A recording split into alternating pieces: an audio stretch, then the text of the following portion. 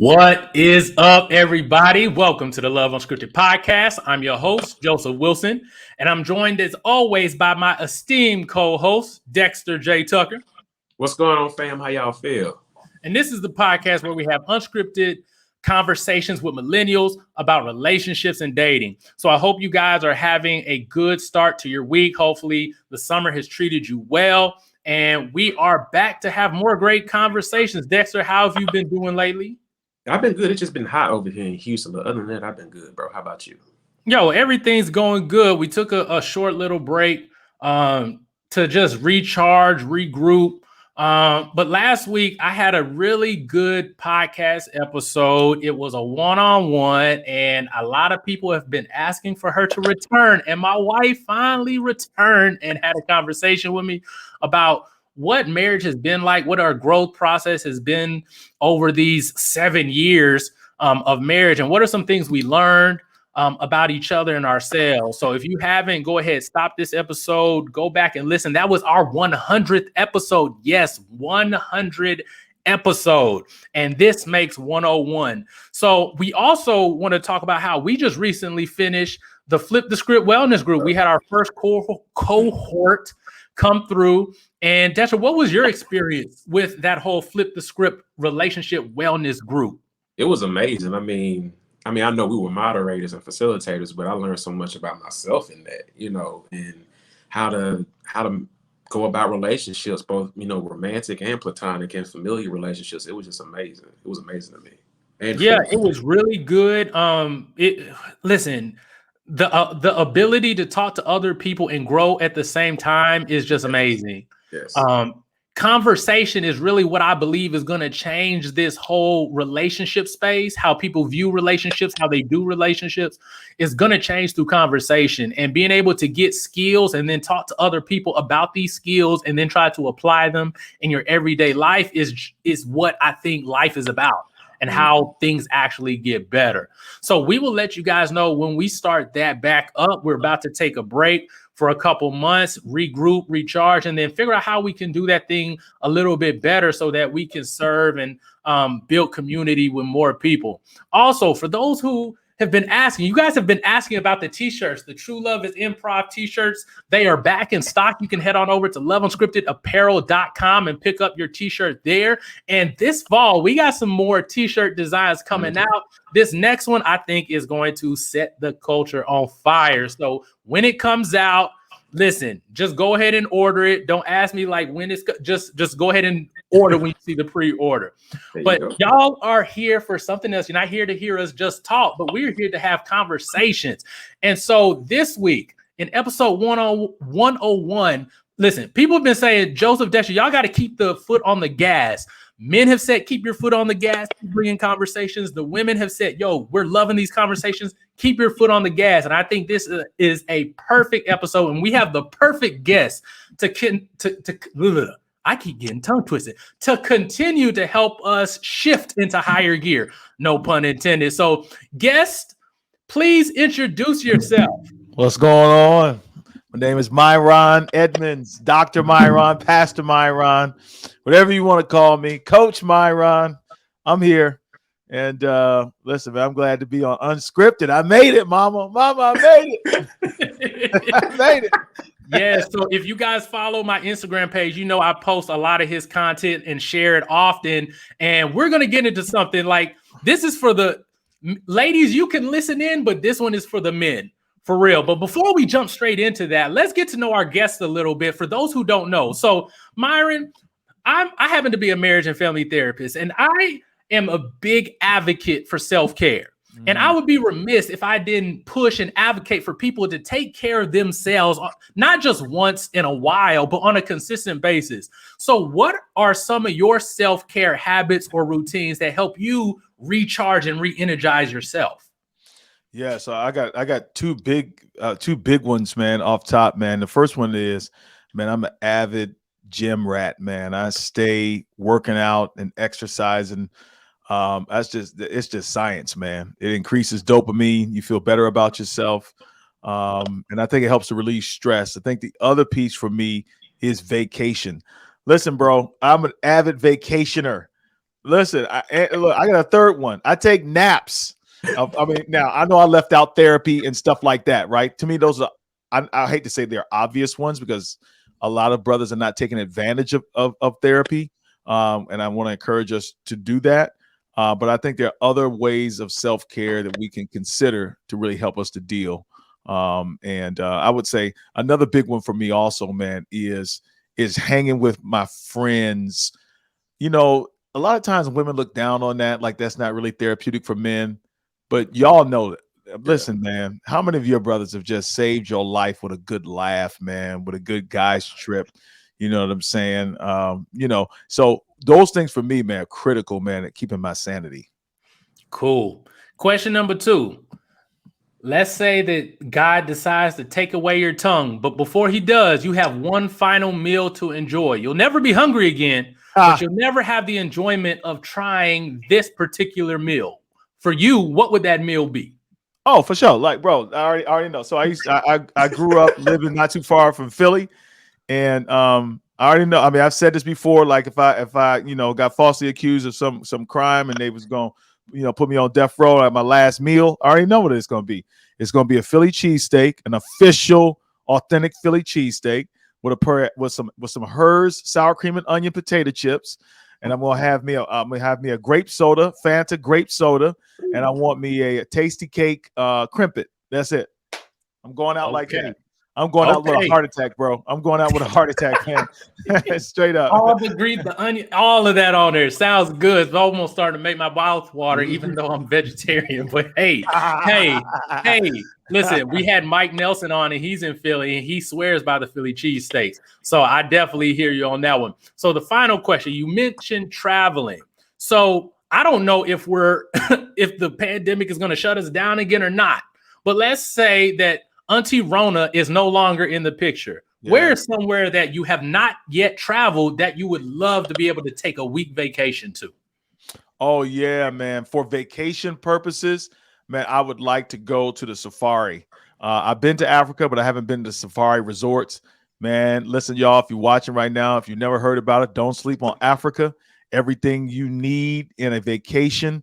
I mean, all the climates, man, all of the terrains, all the geography is there. And I heard, man, these safari reservation vacations, man, are on another level, man. They literally put you out there, man, with the wildebeest, man, and the lions, the tigers, and ain't no bears out there, but all that type of stuff. Yeah. That's my move. I'm making plans right now. Definitely. So MyRon, thank you for letting us into your world, letting us know some of your likes and some of the things you aspire to do. So we're going to go ahead and jump straight into this conversation. And this is one I've been wanting to have for a long time. And we'll start it off this way. So anybody who's followed the podcast long enough knows that we here at Love Unscripted, we acknowledge that there is a civil war on some level going on between men and women. Whether you're single, in a relationship, or you're married, there are always these internal struggles and battles that are going on. And with the emergence of social media, it is become more evident that people have different views on how relationships should operate. But one thing that we pride ourselves in is not taking sides, because we acknowledge that we want to be in relationship with each other. So rather than attacking each other, rather than tearing each other down, we always go to introspection and try to figure out different ways that we ourselves can start to end this civil war. And I believe that everybody, if we look inward first, we will be able to fix some of those things that we may not like in other people. We may find out that there's some things that we can do and that we can control that changes the overall climate, whether we're single, whether we're in a relationship, or whether we're married. And MyRon's here to help us talk with the guys, because MyRon, unfortunately, a lot of the guys are getting a bad rap. Some people are giving us bad raps. Some people are just having difficulty, especially men in relationships, period. So Dexter has a question he wants to ask you, and I think this will be a good place to start. So Dexter, what's that first question you got that probably a lot of men are asking? All right, so my first question is, what are some areas in life that men find it difficult to shift? What are some of those areas?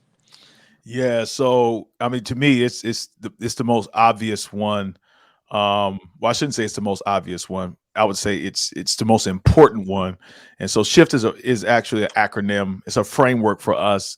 With what I'm doing with men, I feel like if men are going to win in the things that matter the most, to me, this whole shift framework, when I'm talking about getting your shift together, to me, I can't think of anything more important than these things. And so top of that list in the acronym is spirituality.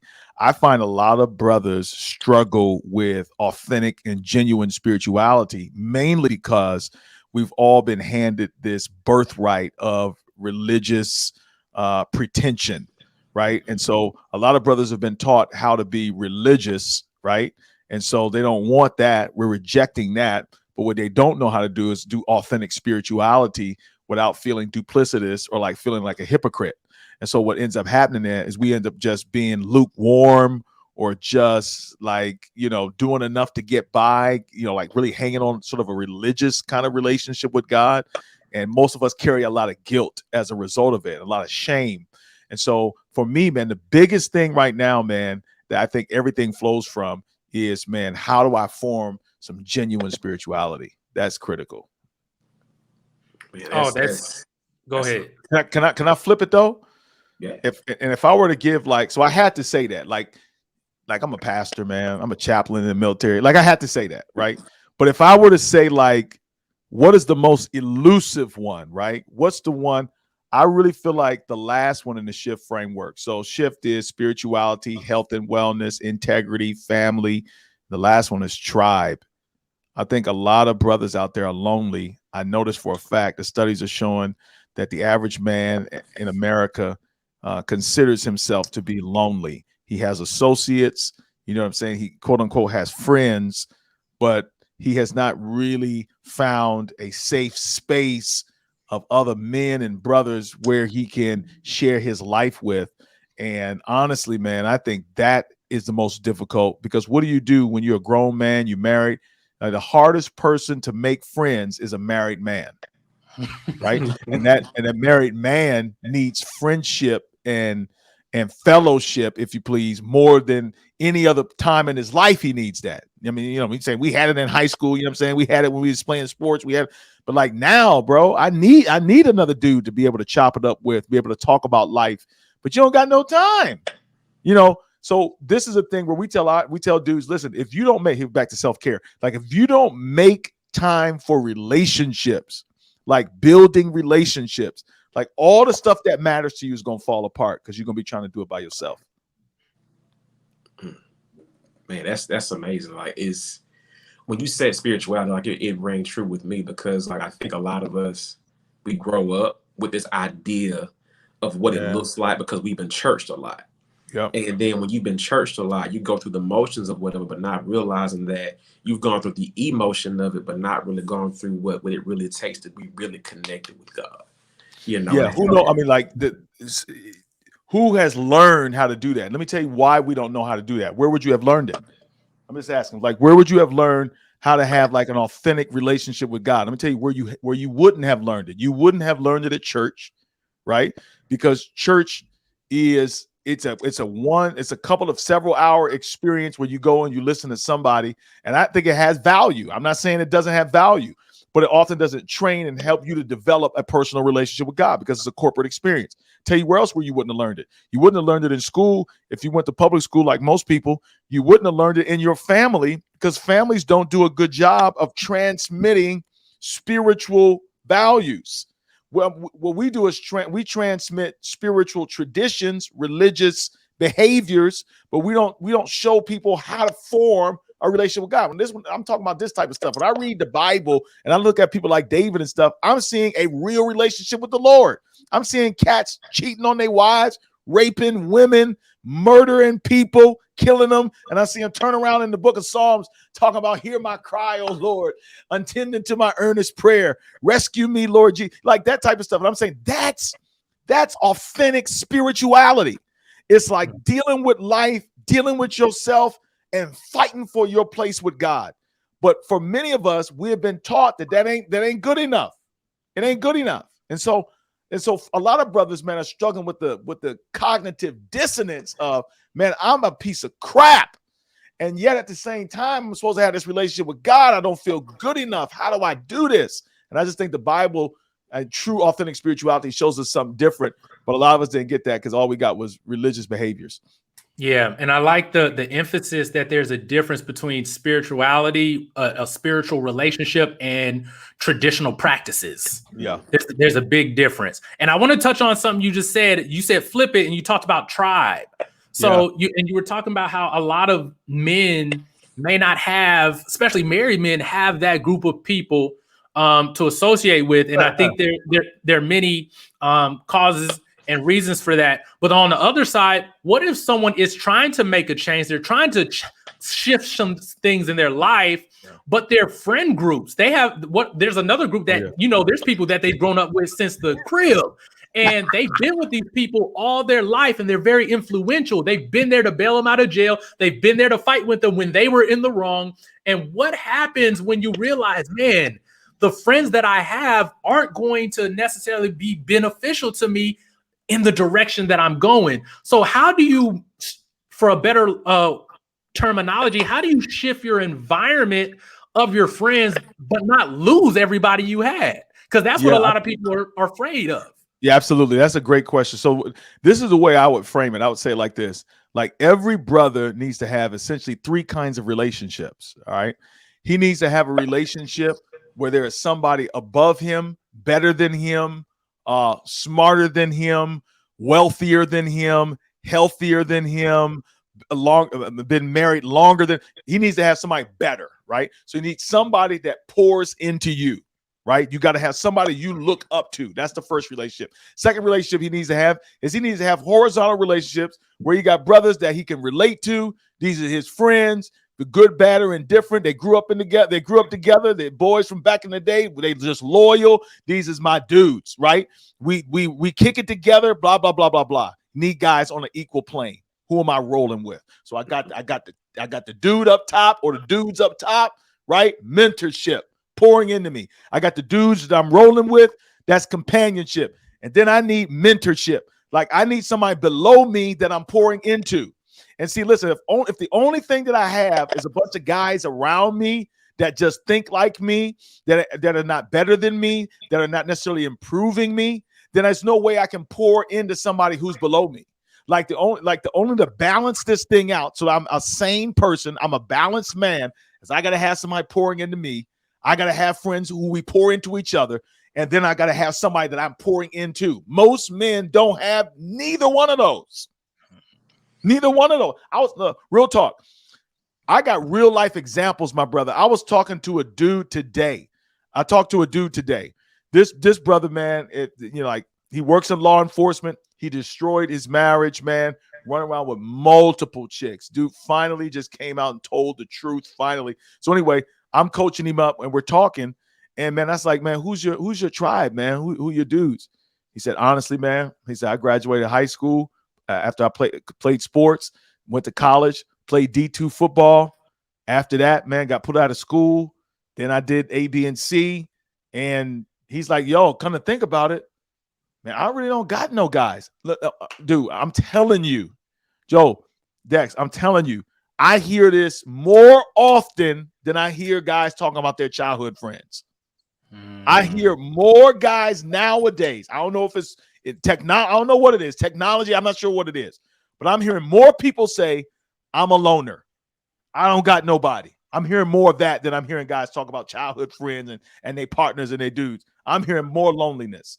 And I know for a fact that married men are the loneliest dudes on the planet. Man, and that's crazy. And I love the fact that you said you got to have someone better than you, because a lot of times I hear young men say, I don't have an example. I don't know how to do this relationship, this marriage thing. I didn't grow up with an example. But even though you didn't grow up with an example, finding somebody else who did, the example is out there. It's just not in your immediate environment. Mm-hmm. And I tell people my story all the time. My parents divorced. My dad's been married 5 times. My mom's been married 3. I don't have the best example. But I've been married 7 years and I've passed what my parents were married. Mm. So it is possible if you get the right example. And I think you said having those different tiers gives you it puts energy into you in the sense that you have to be looking upward. You're doing life together, but now there's a responsibility to practice what you preach with a mentee. Hey, can I say something real quick? Let me take it a step further. I know we don't have a lot of time, but I just want to be very practical with y'all out there. Man, I even recommend, and this is what I do in my life, man, I have a mentor, somebody better than me in each one of the areas of the shift. So listen, I mean, so for example, I got a friend of mine right now, man, he's my financial advisor. This cat is younger than me, but he's a multi-millionaire. He's killing it. He's killing it with his finances. Man, I seek this guy. I don't never make no financial decisions without talking to him.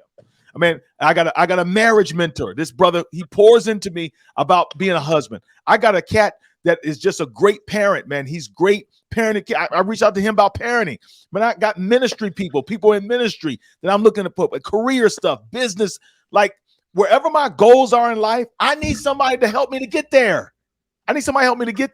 In addition to the friendships and stuff that I have. So, like, I think that's a practical way to go about building relationships. Pull up on somebody like, you know what? I really want to be a better husband. Let me pull up on this dude. I really admire him. Let me take him to lunch and let me try to form some type of relationship. All right, you said something real profound that like really stuck out to me about married men, about how, we kind of, to be honest, we get caught up in the run of the mill of it all. We get caught up in it. You get caught up in going to work, coming home, taking care of home. You get caught up in all of that. Like for me today, for example, like this time last year, I got promoted, and the position I'm in now is really difficult. Like it's a hard position to be in, and there's like these growing pains that come with it. Yeah, and now I'm coming out on the other side of it where I don't have those growing pains as much anymore. And I got to a point today because I'm an insurance adjuster, so I was at a shop and I was like, man, I killed that estimate, man. That's cool. I'm good with that, And I'm just going on throughout my day, writing estimates, getting feedback back. Everything's good. Everything's great. And I had a thought in my head, like and before I knew it, I said it in my head, I'm good where I'm at. And when I said that, I was like, wait a minute, why am I getting complacent when I got to the other end of something? Wow. And so my question is, how does complacency stifle growth when it comes to manhood? Man, I think complacency stifles because of where complacency originates from. Complacency originates in my mind, right? It originates in the mind. And to me, complacency is just another form of fear. That's what it is. Some of us are afraid of success and of failure. We're afraid of both of them. And so in our minds, we self-sabotage. We upper limit. I don't know if you read the book by Dr. McDonald. I can't remember the name of the book, but he talks about upper limiting. Like many of us will get to a certain place, but because we're so afraid of what the next level will require of us, we will self-sabotage ourselves from getting to that place by remaining complacent, or even by doing something stupid, or by making a bad move. Like this is a thing. Like look this joint up, that people literally self-sabotage success because they're afraid of what it might cost them to go to the next level. And so that's what complacency is to me. Complacency, man, is fear manifested. That's a person who's scared. And so they look lazy, but they're really afraid. Like, I just got a quick biblical reference. I don't know if you know the parable of the talents. The one cat, he had like the 3 talents. One cat had 2 and one cat had 1. No, one had 5, one had 2, one had 1. And the other guys, they did something with it and they doubled it. Both of them doubled what they had. But the one guy, he took his talent like complacently and he buried it. But why did he do it? He said out from his mouth. He was like, because I was afraid. Complacent people are scared. You're scared of either failing. They're scared of what people are going to say about them. They're scared if they're good enough. If they get up there, can they maintain the success? Honestly, I'll tell you one thing that would keep me complacent. Man, I was afraid that I didn't have the character to be able to handle the success that would come my way. I was like, you know what, man, I know that I'm gifted. I know that I'm talented. I believe that God has big things in store for me and that God, but man, I don't know and I've heard a lot of brothers say this, I don't know if I want that responsibility because you don't trust yourself. And you're like, I don't want to blow that joint. I don't want to embarrass myself. I don't want to embarrass my wife. You put me up on a pedestal, and so you kind of play that little fake you know what I'm saying, humble joint. But what it really is you scared to go to the next level because you don't want that responsibility, because you don't want to be embarrassed if you blow that joint. And so complacency is straight up fear. Let's just call it what it is. We scared. We scared of failing. We scared of succeeding. We scared of people laughing at us. We scared of trying. We scared of working. It's fear, bro. Listen, that's a word that's gonna wake somebody up, because that conservativeness can be cloaked in fear. Like that's what it is. It's really fear. It's not, oh, I'm being conservative. Prevent defense, man. It's prevent. I mean, if you watch football, it's prevent defense. How many times have I don't know who y'all team is, but you watch one of your teams and then you trying to figure out, like, we up by so many points, and then y'all gonna sit up here and play prevent. They're like, no, man, smash them. Like, stay with that thing. But you playing, what do they say? Playing not to lose. Playing not to lose. But playing not to lose is losing. It ain't winning. Definitely. So there's another group of guys, MyRon, that I'm fortunate to be able to talk with, and that's a lot of the younger millennials and the generation that's after us, like the 20-year-olds. We have a very unique situation where at Love Unscripted, we have a lot of men who follow. Being in the relationship space is heavily dominated by women. So men are always commenting and sharing their own perspective on things. And one thing that we get, they're going to be on the other side of this complacency thing, where they're like, hey, I hear what you're saying.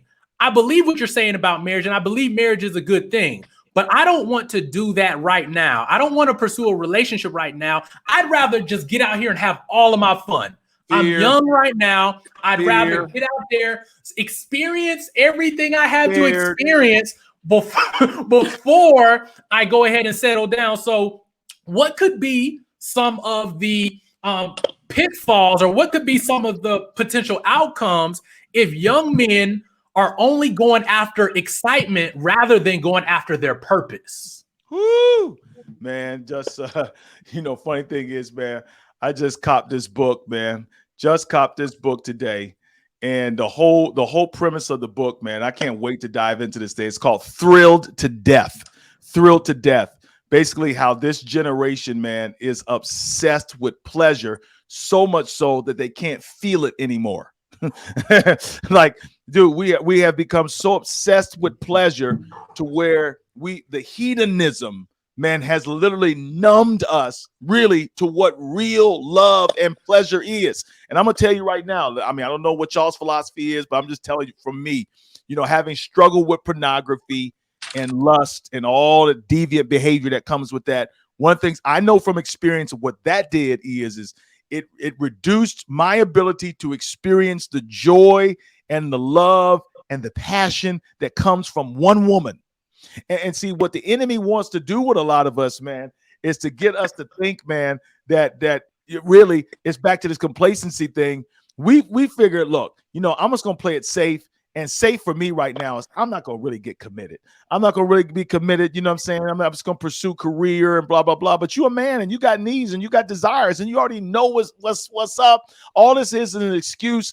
It's an excuse, and it's fear driven because you're afraid to really get into a relationship that requires something of you.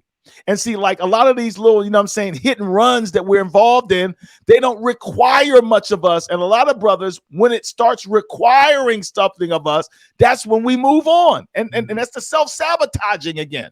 That's the self-sabotaging. And here's the pitfall. The pitfall is more than that. It's an abyss. It's when you get to a place when you're 35, 40 years old, you're sitting in your bed after you done smashed somebody, and they done gone home, and you're sitting there saying to yourself, man, I'm lonely. The hell. Like all of that, and you still lonely. I know I'm talking to some brother right now that's watching this joint, and I'm telling your whole story. You surrounded by people, and you still by yourself. You getting tail, and you still by yourself. You still ain't satisfied. You still ain't happy. Because you out of order. You have never really given yourself to experience love. And I'm saying we all of us on here married, and we can say this, listen, we can say, man, we've tasted of what it's like to have somebody beside you, right? There's no better feeling than having somebody beside you who you are fully known to and yet fully loved. Oh man, bro. No, ain't no hit and run. No hit and run. That ain't go. Listen, brothers are afraid of the very thing that they're looking for. Ah. And so you said, well, here's the pitfall. The pitfall is that you will never experience what you've been chasing your whole life. Oh man, bro. And you know what's funny? I did a Instagram live with Quest last week, and we talked about how in marriage it's one of the only relationships where you can be 100% vulnerable, and the person is committing not to run away from what they see. They are there. They are there through thick and thin. Whatever ugly you show at them, they are vowing and committing not to run when they see you. That there's no more vulnerable place you can be than that, to where you can be 100% yourself, whatever that looks like, whatever that is, and the other person still say, "I am still here with you. I am still here for you, and we are going to do this together." That's what we want. Listen, that's what every breathing Homo sapien wants. They want to be loved. Period. I don't want to hear nothing about success, achievement, making it to the top, whatever. At the end of the day, people get there so that they can enjoy it with somebody. And how many brothers do we know? They get to the top, you know what I'm saying, and they blow their brains out because, man, they there and they don't got nobody to share it with. Nobody. We want to be loved, man. And we want somebody to embrace us fully with all of our crap. That type of ride and die stuff, bro. Yo, bro, listen, man. We in that thing and we know it. I can look at y'all's faces. Y'all happy. Like that's what it is right there, man. That's what it is. It is. And you hit on something real profound again, like my fear. Because I'm gonna tell you, like, one of the biggest lessons I learned being married is asking for help. That was the hardest lesson for me to have somebody beside me that I know loves me 100%. And sometimes she's able to find the moments where I don't love myself enough. She'll love me enough for me to love myself. And what happened was, me and my wife had moved into our apartment. This was 2 years ago. Moved into our apartment. We bought this really dope bookshelf from Target. And I'm like, baby, sit over there. I got it. Don't worry about it. She's like, well, babe, I got I got this. Sit over there. I got it. So I'm putting it together. You know, I'm reading the instructions. I'm actually reading the instructions. I'm putting it together or whatever. And I get to almost the end of it, and I realize I put this thing together wrong. And my wife is sitting over there. She's like, babe, I meant to tell you. I was trying to tell you that you put it on wrong. And I'm just like, well, you know, I should have. That put my manhood beat up, and I'm like, you know what? I should have just asked for help. That's my fault. I'm sorry, bro. I'm guilty. So my question is, like, how do we as men get better at asking for help before we've already messed up? Oh man, how do we get better at asking for help before we messed up? Well, listen, I think what you're really trying to point to, and I'll say this, man, I know we've milked this cow, man, for all it's got tonight. We probably could milk it some more, but again, you know what I'm saying? Like, again, so I'm biblical, man. You know, the word says when the Lord brought Eve in, the actual Hebrew word for helper is the word ezer, right? And this word basically means defender, like warrior. And so it's like God brought woman into our lives to be warriors. Like that's more than just a helper. Like, you know what I'm saying? You're like, you know, pass me the tools and I'll do it. But like, this is somebody who's supposed to be side by side, like battling with your boy. But toxic masculinity has taught us the opposite of that. It's given us bad images, man, of what manhood is and the appreciation necessary to really value our women and what they bring to the table.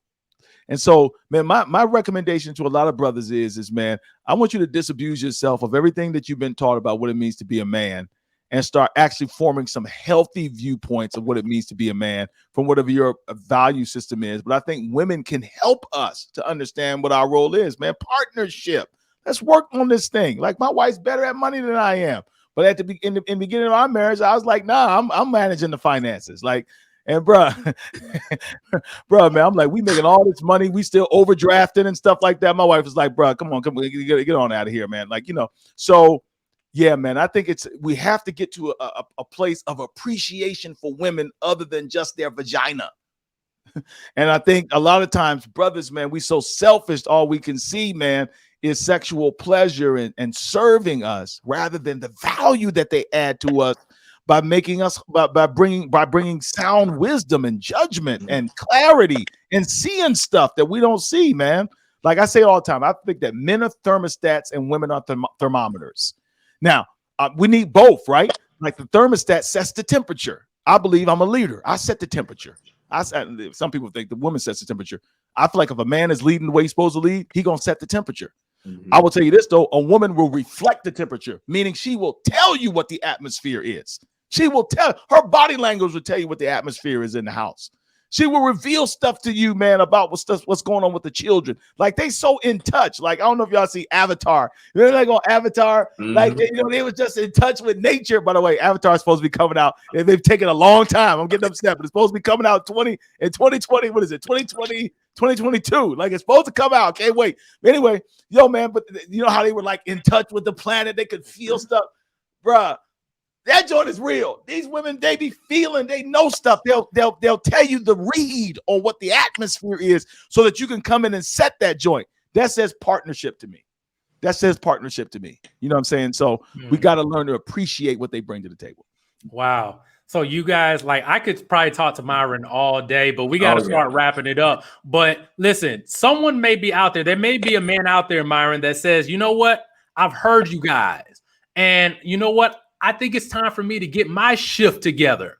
Yeah. What is one thing someone can do? And this is our flip the script. What is one thing a man can do in order to start the process of getting their shift together? Bro, listen, you know what I'm gonna say they need to join the winning circle. They need to join the winning circle, man. This is an online community that we've started for men, and it is designed for the express purpose of helping men to get their shift together within community. I'm of the opinion, fellas, that the best way for men to be healed and for men to grow is in the presence and in the space of other men that are trying to do the same thing. So I think if you squad up a man with the right people trying to accomplish the right things, that he is inevitably going to reach that goal. There's professional and personal development statistics that say that if a man makes a commitment to another man on a regular basis about a goal or something he wants to accomplish, and there's a set time and there's a set crew, he is 95% more likely to be able to fulfill that goal. And so what we've done, we've taken that research and we said, listen, let's build a group. So if guys are interested in checking that out, they can go to menswinningscircle.com. And we got 3 different options of groups that they can sign up with. I mean, you get motivational conversation, talk from people like myself and other experts, cats bigger and better than I am, to help really pour into you. We got courses and curriculum really to help you to grow, stuff you need in the areas that you need it, relevant stuff that's just for men. You know what I'm saying? Urban men, like I just throw that out there. Like, yeah, you know what I'm saying? So like, you know, it's culturally sensitive, you know what I'm saying, to where we are. And man, we've seen 450 guys come through so far. And man, the stories that we're hearing are just phenomenal. Life change, addictions being broken, generational cycles changing, restoring relationships with family, with children, wives. I mean, careers taking off. All this type of stuff is happening because the secret sauce is you take a bunch of dudes and you put them with a band of brothers, like, and they all trying to get the same place. Ain't nothing gonna stop them. They're gonna get there. And there you guys have it. That is this week's Flip the Script. MyRon, thank you for joining us this week. Yes, sir. Thanks for having me, man. This is great, man. I follow you. Listen, y'all, these dudes are doing it straight up. And I'm on a regular basis. I'm liking and loving all the information y'all are dropping. I appreciate what you guys are putting out there in the culture, man. Much respect, much love to y'all. Thank you. So let everybody know where they can find you on the internet or on social media. Yeah. I'm on Instagram, just at It's MyRon Live, at It's MyRon, my name right there, MyRon Live. It's MyRon Live, at It's MyRon Live. Of course, on Facebook, MyRon Edmonds, Twitter, It's MyRon Live. Yeah, I'm on all those spaces, man. Holla at your boy. All right. So we thank everybody for listening. Please head on over to iTunes, Google Play, Spotify, Stitcher Podcast.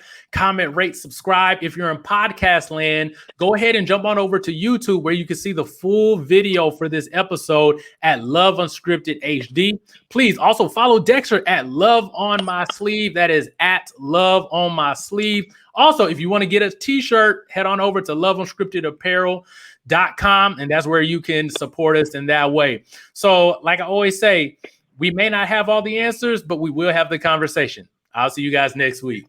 Peace. Yeah.